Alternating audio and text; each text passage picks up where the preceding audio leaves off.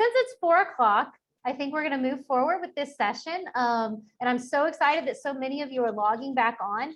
This session is an example of cross-sector partnerships. So I'd really like to introduce our 2 speakers, and then I'll share with them. I'll give the floor to them.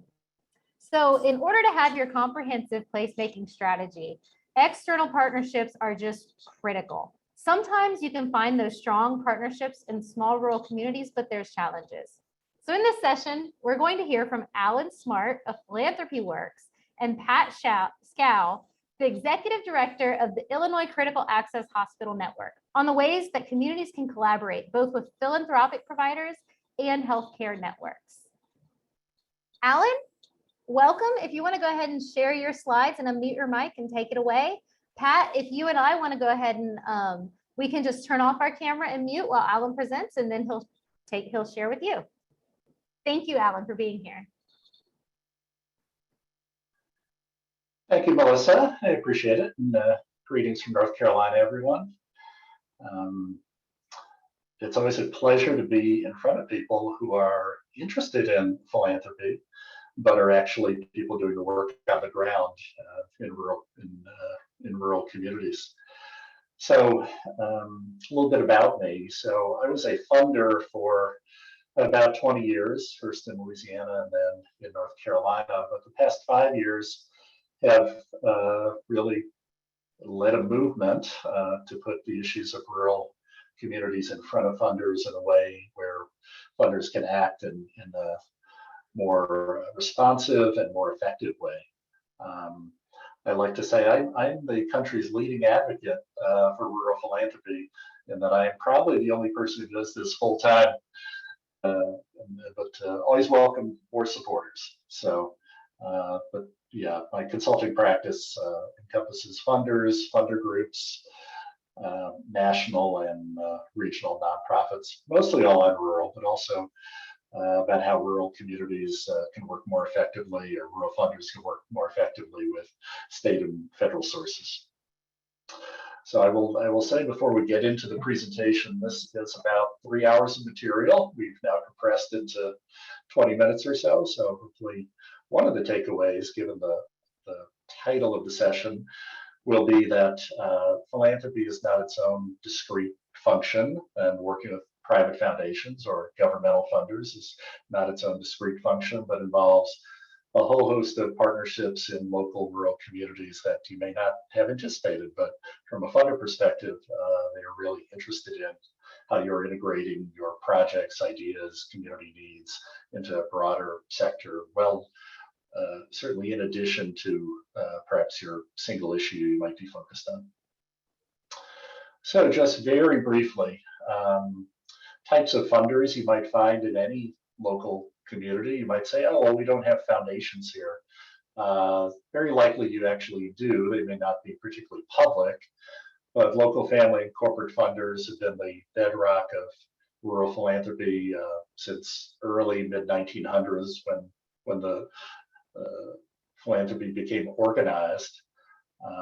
Health conversion foundations, many of you may not be familiar with that term. There are 400 of these foundations now in the country. Most came from the sale of a local hospital or a regional hospital system from a nonprofit being sold to a for-profit. Increasingly, these foundations are created from nonprofit to nonprofit sales. And in many states, there was the conversion of insurance products from nonprofit to for-profit. All of those examples of where an endowed foundation, sometimes as small as $5 or $10 million, the largest in the country being well over $4 billion, was formed in a way that is intended to sustain work towards not just healthcare, but kind of the health and well-being of places. And probably 2/3 or 3/4 of these healthcare conversion foundations have a rural footprint.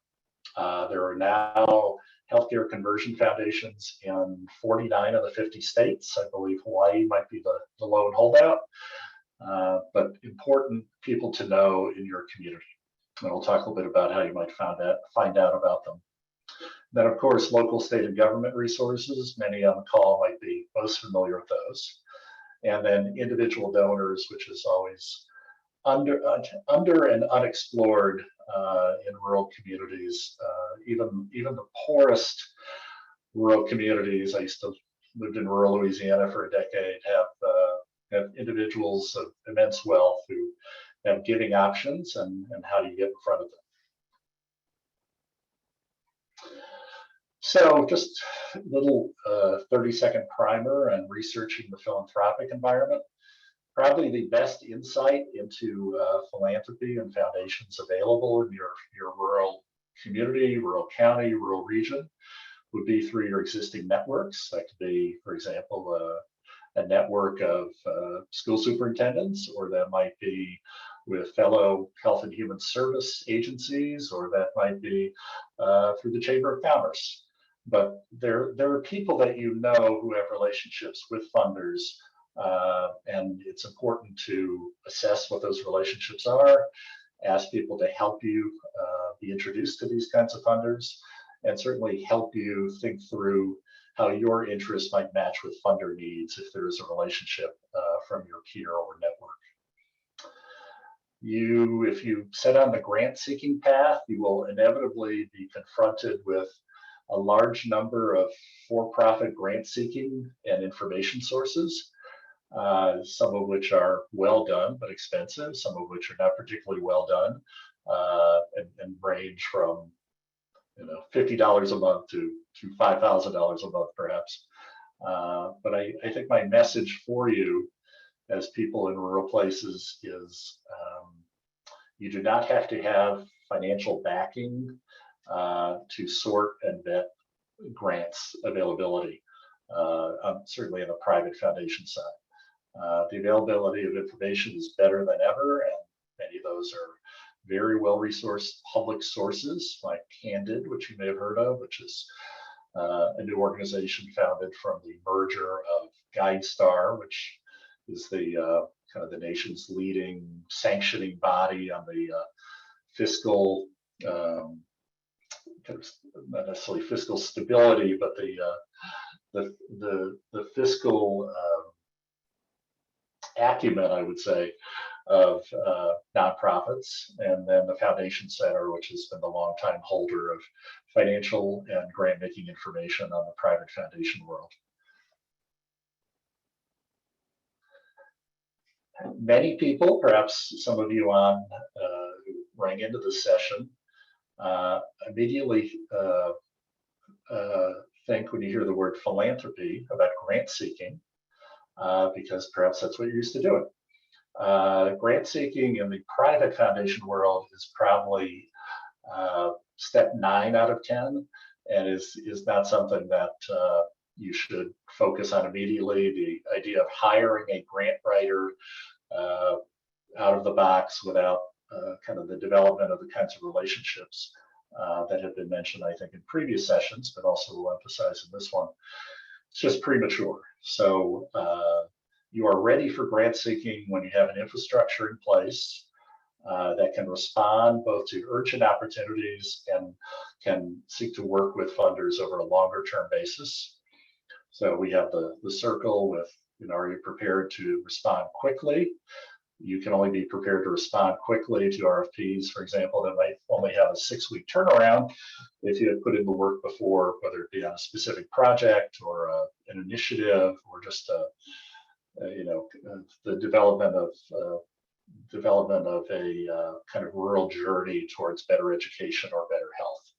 And emphasizing the bottom, the partnerships being solidified. So the partnerships, you as a rural grant seeker or someone who wants to engage with philanthropy in a rural place,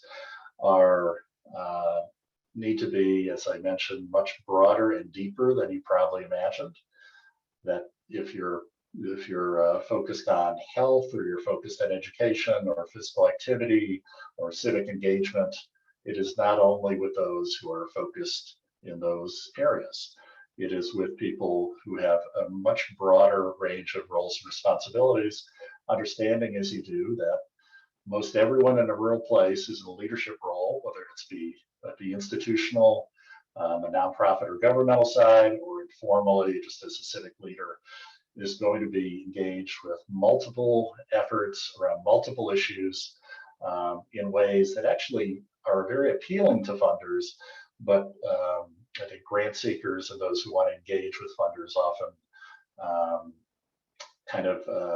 are shown their assets in the best way possible by showing how leadership across issues is coming together for to move forward some community needs. So resourcing your grant seeking efforts, just briefly, many ways to do this. You can hire grant writers. Ultimately, in the rural nonprofit space, often the board chair or the executive director or combinations of volunteers are doing grant seeking. But just to let you know, there are options beyond hiring grant writers. So we'll talk briefly about the difference between transactional and relational approaches. So many individuals who are new at kind of the grant seeking side or new at the foundation kind of relationship building side think of funders as someone you get a grant from, and ultimately that might come to pass, and that may be your initial motivation. It's really important to think that, particularly for place-based funders, meaning funders who have an active presence in your rural region, that the journey starts well before the grant seeking and the check cutting. That much of the work that's done is relational. It is not about submitting an application, waiting for a result to come by, but it truly speaks to the nature of a rural place and how funders are also part of their communities and want relationships that go well beyond the grant seeking. And similarly, just the fundamental difference about rural grant seeking, the well-known national foundations where you might send an application to a kind of an empty mailbox, using the old school term, that is the opposite of how most rural grant seeking works and where you can have success. So the difference between governmental and private philanthropy: most governmental philanthropy or grant making or contracting is resulting from a formal application, often that is scored. I'm sure many on the call have been part of federal grant seeking process, and literally a score is attached. And if you don't get a score that's high enough, and even though the aggregation of the scores might be 1 or 2 points difference, funding does not happen. Relationships with funders and the ultimate funding decisions are rarely in rural spaces or for rural work based upon that kind of calculus via an application.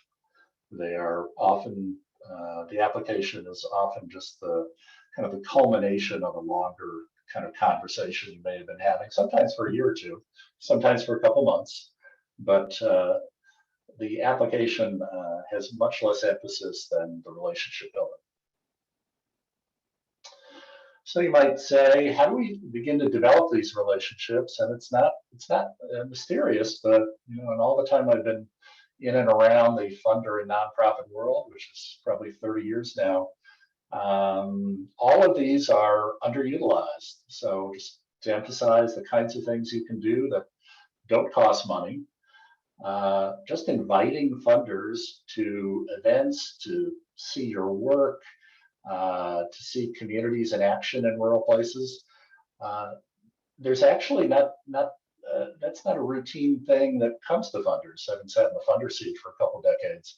And when funders do get invited, they actually notice. They may not be able to come, or they may send their best wishes, or maybe have the capacity to see you in a different context. But just inviting people, following up with them, particularly on the program officer level.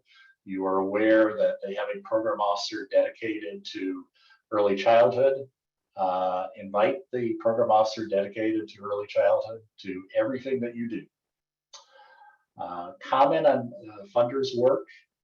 funders are consistently publishing results of research or grant outcomes, or are writing blogs, white papers, other ways they want to get attention, either for the work of the foundation or the issues that they're highlighting. And your opportunity to comment on that, whether that be an email to the author or a phone call, depending on kind of the cultural context of a rural place, really quite powerful, because once again, it doesn't happen very often. As a funder, we would put out documents and studies and case examples of work we were doing that may have taken us 6 months to prepare, or based upon 2 or 3 years worth of work. We might hear from 1 or 2 people with any response on what we were putting out. And when I can assure you, those 1 or 2 people received a lot of engagement from us. And then the final one, meet them where they're at. Funders are constantly having events, obviously not during the pandemic, that are starting up again. I'm going to a bunch myself. So meet them where they're at, attend their events, pay attention, go up to them after the presentation, or even if it's just something they're sponsoring on behalf of one of their grantees. Important to be there and to not to pitch your idea necessarily, but just to be present and engage and show your interest in your community. How partnerships can leverage relationships with funders. Just a very short 3 bullets on the kinds of relationships that your peers have, that your current donors might have, that your current funders might have. They have relationships with other funders. So just asking and kind of keeping that conversation going is in the way that's the most active possible is really important. Your board members know more people than they think they do. They, in a rural place, ultimately know someone who knows someone who is on the board of a family foundation, or they know someone who is a grantee of a statewide funder interested in economic development. So there's connections that they can certainly help you with, but helping board members be effective in that role is also another thing to hone in on. And I'm mindful of time, so we'll keep moving here. 3 funder perceptions about rural America. Demographically homogenous, never been true, much less true now than ever. Booming immigrant communities in many states, and on from there.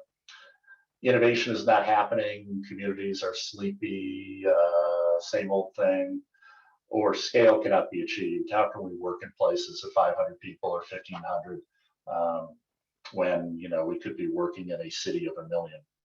So just some very brief responses. There's plenty of maps out there now, both for your region, your state, your multi-state region, shifting demographics throughout rural America coming out of 2020 census.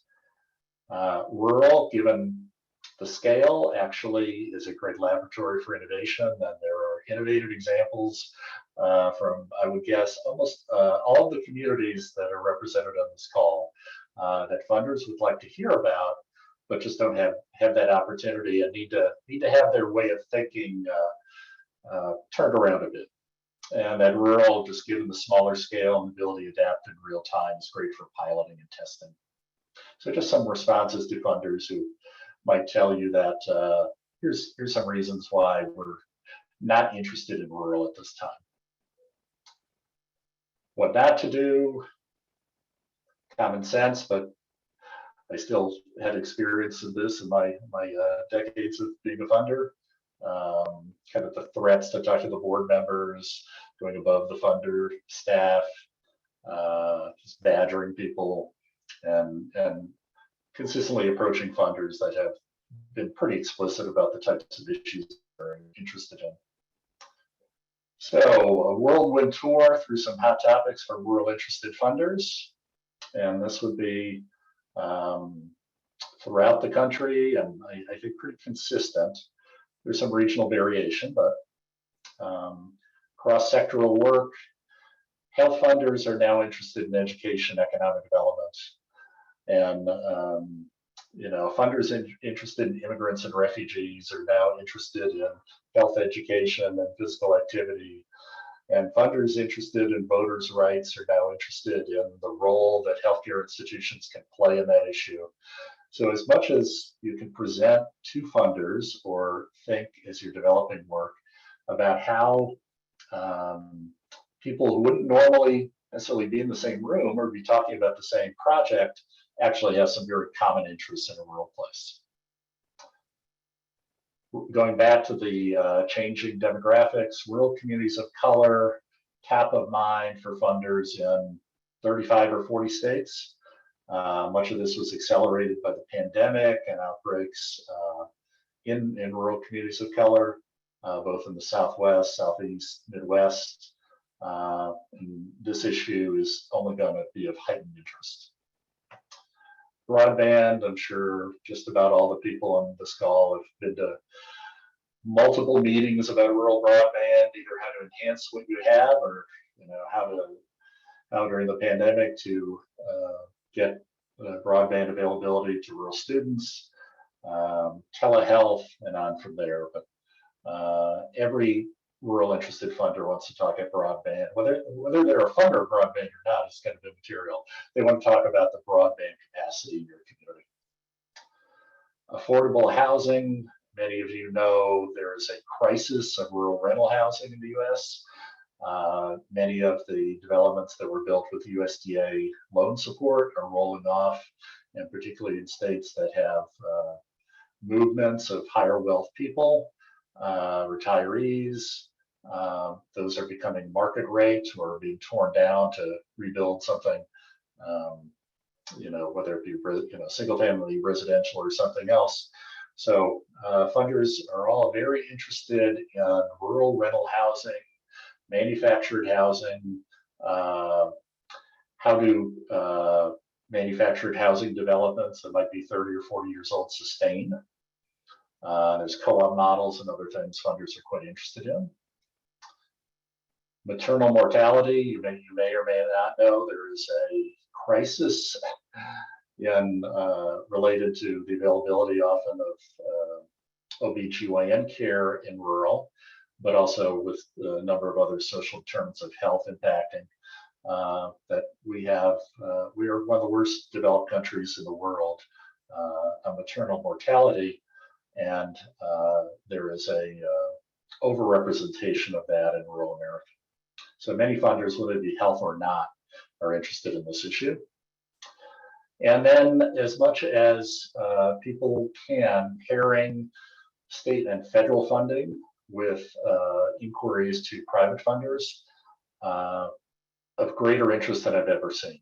There were a whole cohort of private funders at one point only wanted people to be engaged with them or with their fellow private funders.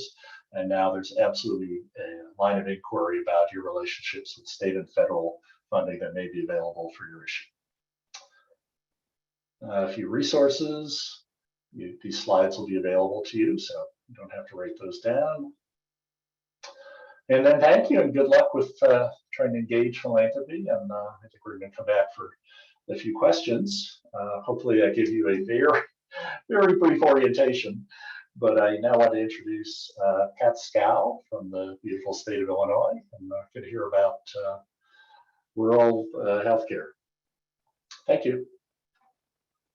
Thanks, Alan. That was very good. And I'm going to put my pitch on. We always need money and funding in rural America. So I paid close attention to all the good things we talked about today. So my job is to talk to you all about is how to include healthcare in your planning and your partnership. We all know that's very, very important. And I don't have any slides, so I'm just going to talk about several key areas. And then I believe Melissa will be sharing some questions, and we hope to get questions from you with the audience. My background, I'm a nurse and by training, and been a hospital administrator.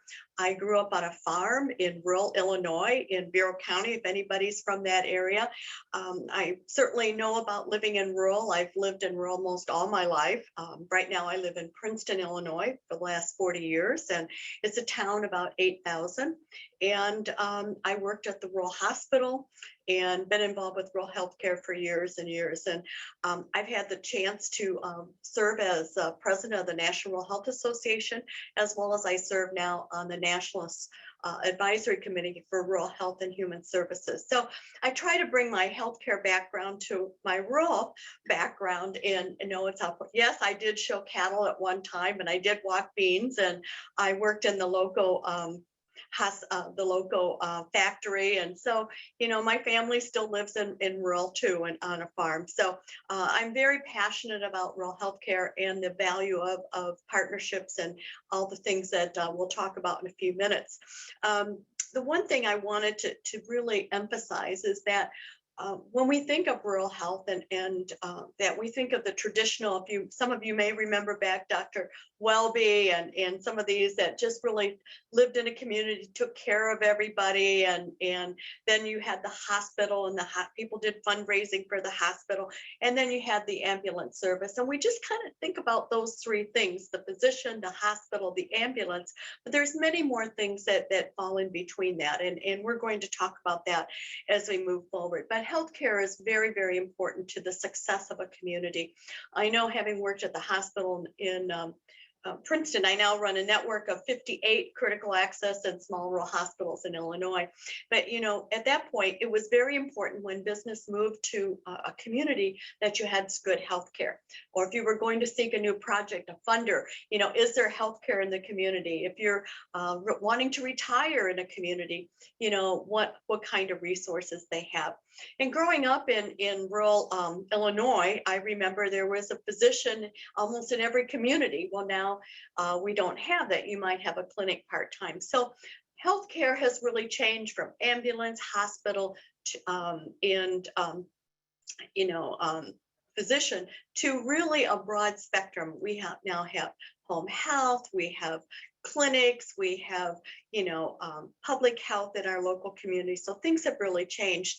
And it's very important because that's the infrastructure of healthcare. I liken it that, healthcare is in our rural communities are viable is because we have healthcare. We have that infrastructure because it provides the backbone for farming, for mining, and all these things. And people travel throughout healthcare, throughout our geographic areas. I think, what are we, 85 to 90% of the mass of the country. And so, healthcare really plays important. You want to make sure the ambulance gets there. You want to make sure that you have somebody to provide healthcare. And, your schools, growing up, you might have had a school nurse. Well, now most all the school districts have a school nurse, and how important it was during COVID to have that healthcare link. So as you look at it, when you're looking at funding and you're looking at building your community, what does that healthcare infrastructure look like? You may not necessarily have a hospital in there, but what is your access to healthcare? We know that healthcare, the cost of healthcare, is really not just all hospitals and physician practices and things like that. But what it is also social determinants, your housing, and many of the things that Alan spoke about that we really try to make sure that fills out a community. Right now, when we look at healthcare and what do we need for a community, how do healthcare come together? As I mentioned, hospital, ambulance, and doctor you think about, but there are so many other things that we've reached out to. So often you see about walking trails, getting funding for walking trails, health and fitness, and it may be the local community hospital or a clinic or something like that.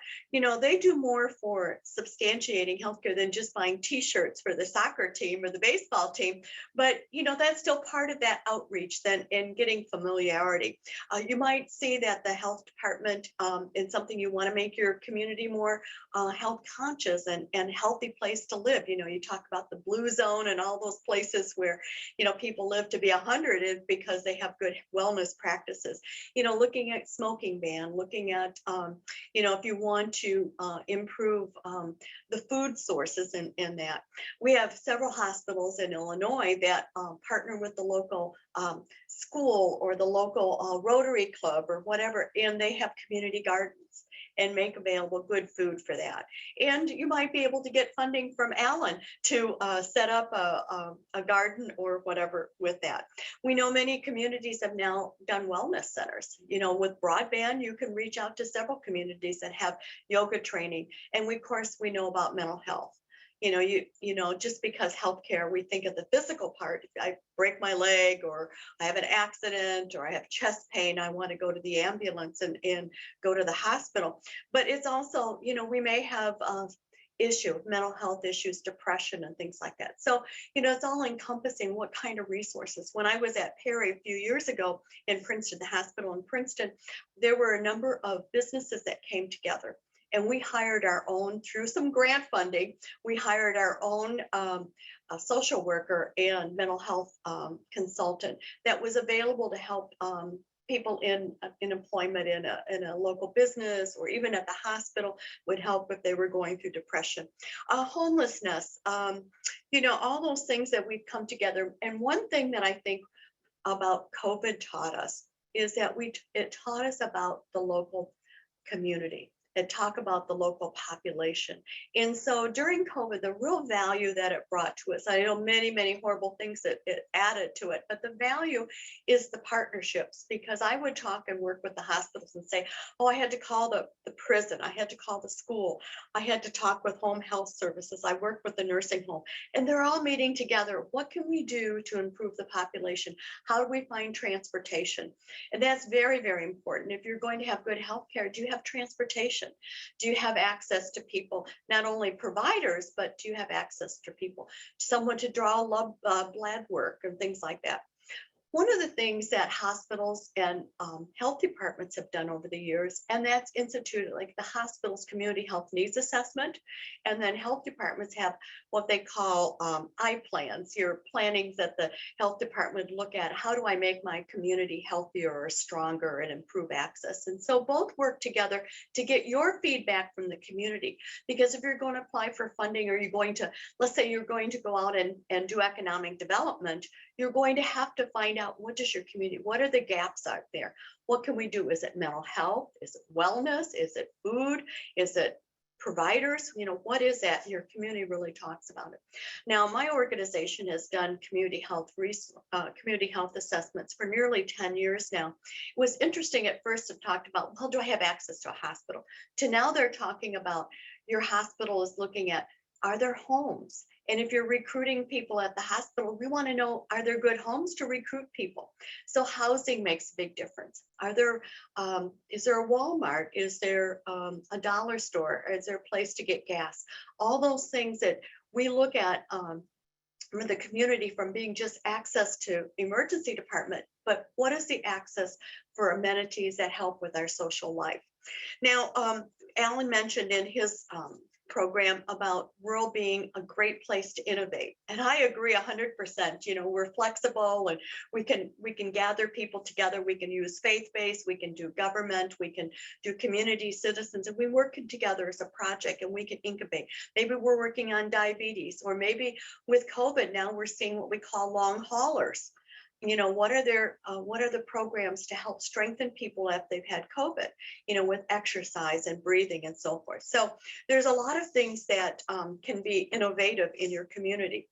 But there are challenges, and we talked about them in our community. There's certainly a great opportunity to improve outcomes.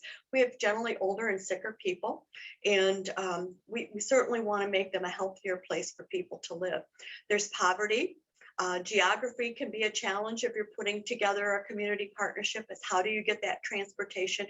Is it broadband? How do you get that access? Technology, what's the access to getting computers into your schools and things like that? I once worked with a hospital, and they were valuing their community, and they looked at what is the education level? And how do they help with jobs? I know when you're looking at bringing economic development to a community, you're looking at jobs, and can the hospital help with that? Can they help with training? Can they offer scholarship programs? Can they help with spouses coming in? Food distribution. We talked a little bit about OB, and how do we provide support for it? Maybe if you can't have a hospital that delivers, maybe there's a way that you can come together to have a pre and postnatal care clinic and work with a neighbor hospital to bring that to your community, because you want to build it. You want to attract people to come to your schools. You want to attract people to work in your factories or new service programs. And there are a lot of really opportunities. I'm seeing in Princeton, people coming back to live in the community because they're the millennials, those Generation X are saying it's a great place to live. The economic opportunities are there. A house in Princeton is probably, the value of that is much different than the value in LA. What I have in Princeton is probably of greater value as far as financially as opposed to LA. And I'm not putting down LA, it's just that there are some wonderful things about, being able to have a nice home and to live there, and the lifestyle of being able to be outdoors and support. And there's a lot about community that people in rural come together. Just often the farmer is sick and the neighbors pitch in. And so that's the same way with community. If you want to do some fundraising or grow a new program, maybe your ambulance service needs help and you want to have that so you can build economic development, you can reach out and you come together and do fundraising together. For instance, several years ago, Ace Hardware came into our community, and we, the hospital and the providers, we went out there and we set up all the screening to hire 1,000 people within so many days that we got done. It was because you can partner and bring it together. And really, your community is checking the boxes, making sure that you have education, that you have healthcare, and that you have transportation and support systems. So, we're just a piece that's very important for your community to improve its viability and sustainability, because we want to keep our food prices. I know they've been soaring lately on things, but if we work hard to have that infrastructure and keep that strong, we can build on for the community. So you can decide if rural health is half full or half empty. I liken it that it's half full, and there's lots of opportunity to take advantage of the funding and to grow. So I think at this point I stop, and I've given you a background of opportunities that we can partner, and hopefully people have questions. And we really want to get rid of those silos, even though they're great for the farmers, but we want to get rid of those silos where you talk about partnerships. And that's really how we sustain and grow our communities in the future.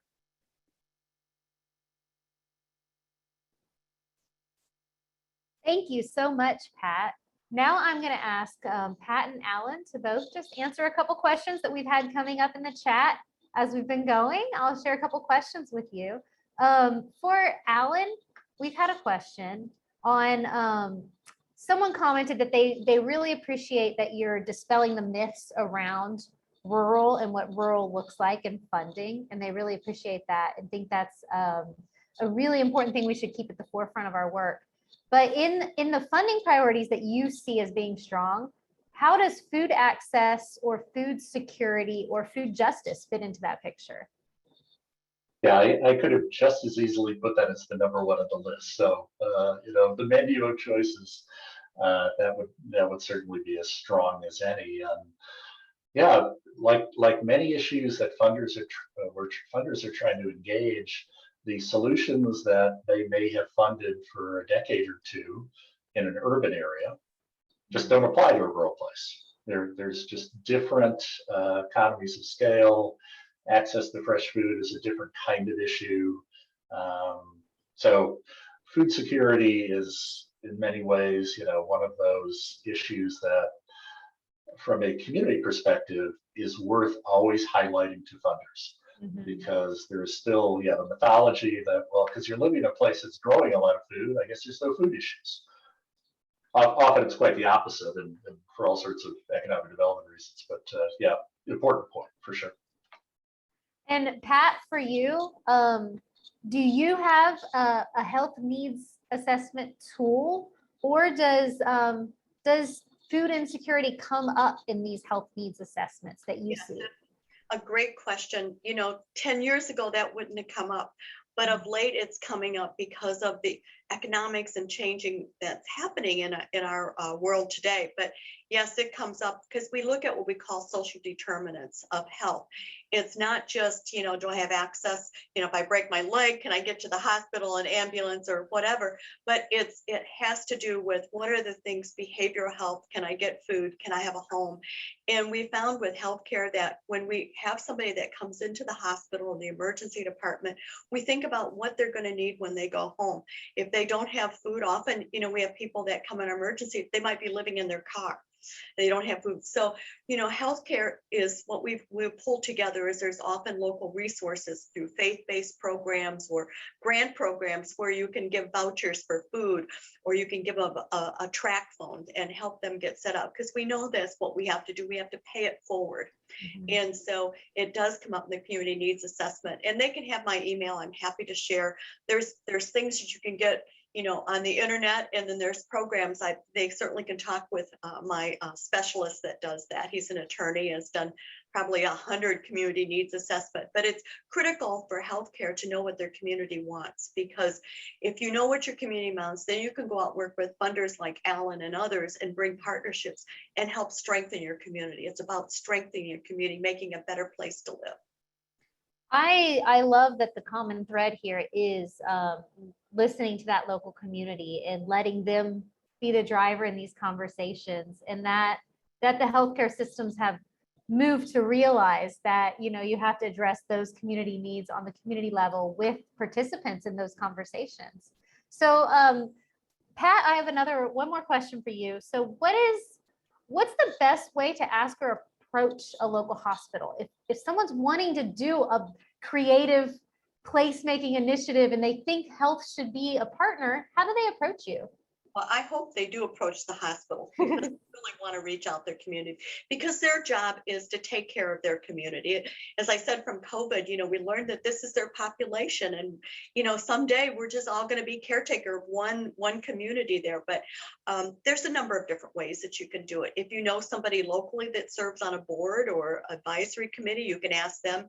But if you don't, then contact administration or marketing department and say, I'm really interested in doing a project to really look at putting together a garden for the community in the summertime.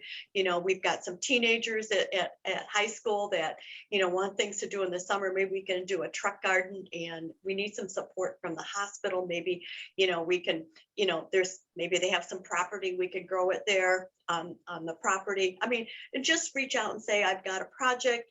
They're more than happy to have. And generally the hospital has some funds that they might be able to use to do starter funds, and they can help, maybe they have a couple $100 or so to jumpstart a program.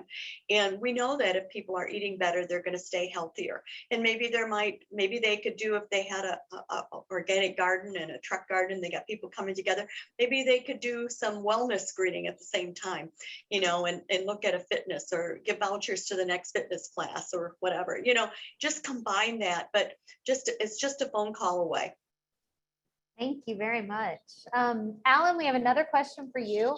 So for rural communities who are trying to show the diversity in their community, do you have any resources other than census data that you would point people towards to look at that information? I wish we had more and better data and information. I think the most compelling thing for funders is the trending side of things. Okay. So most funders cannot, particularly if you're a statewide funder or a multi-county funder, you can't digest the difference of how a particular county or community, what it looked like in 1970 from a census perspective, what it looks like now in 2020. So that type of mapping and trending information, which can often be done at a county planning department, or there's certainly some web-based tools that are free from USDA and others. But I think the trending piece is the most powerful. Okay, thank you so much. We've reached the end of our session. I really appreciate both of you taking the time to share with us ways that our community members can have cross-sector partnerships. I think you all have added a lot to the conversation, and to our attendees, we can continue these conversations in the chat rooms, and I've seen several threads around funding and also healthcare and hospital access. So feel free to continue that conversation. And just a few tips before we go. Thank you to Pat and Alan so much. And for the rest of you, we will see you back here at 10 a.m. Eastern tomorrow morning to kick off again. And pay attention to the announcements in the top. We have noticed throughout the day that our team has decided if you can use Google Chrome, you'll have the best experience within the conference. It's a browser that seems to be more compatible with the conference. And if you've missed any sessions throughout the day or even part of it, they'll be uploaded and they'll be available for 3 months. So you can get online and view them at any time and access that information. Thank you all so much for joining us. Thank you, Pat. Thank you, Alan. And we'll see you all back here in the morning. Good luck, community. Thank you.